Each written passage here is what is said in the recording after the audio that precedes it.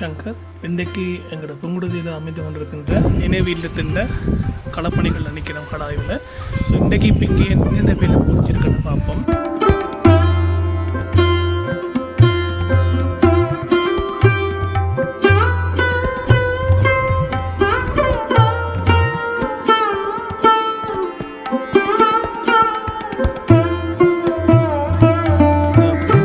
போகிற main road.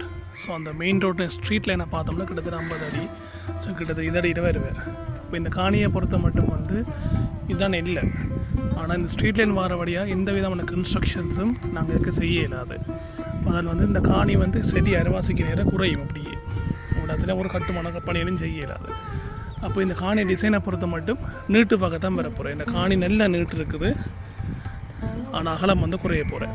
அதுக்கு இது மாதிரி இந்த ப்ரொஜெக்டும் சின்ன ப்ரொஜெக்ட் தான், ஆனால் நீட்டாகவே செய்திருக்கிறோம் நாங்கள். அப்போ இதுக்கு ஒரு குட்டி விராந்தை ஒன்று வச்சுட்டு முன்னாடி இந்த 3 ஸ்ட்ரீட்டில் இங்கே வந்துடுவேன்.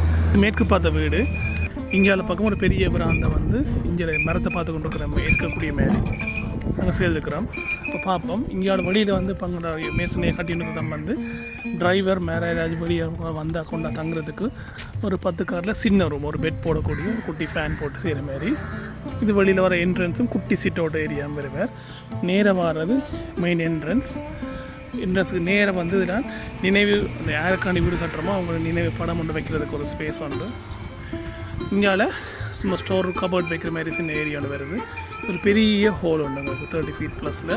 இது ஒரு பெட்ரூம், ஒரு பாத்ரூம், அட்டாச் பாத்ரூம் வருது. இங்கால பக்கம் பார்த்தீங்கன்னா இது கிச்சன், சின்ன கிச்சன்.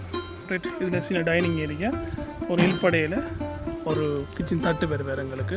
இதுவும் ஒரு 10க்கு 10:30 ஒரு பெட்ரூம். அதாவது இது கொஞ்சம் பெருசு எங்களுக்கு. இங்கே ஜன்னல் வருது சென்டரில். அதுமாரி இங்கேயும் ஒரு அட்டாச் பாத்ரூம்.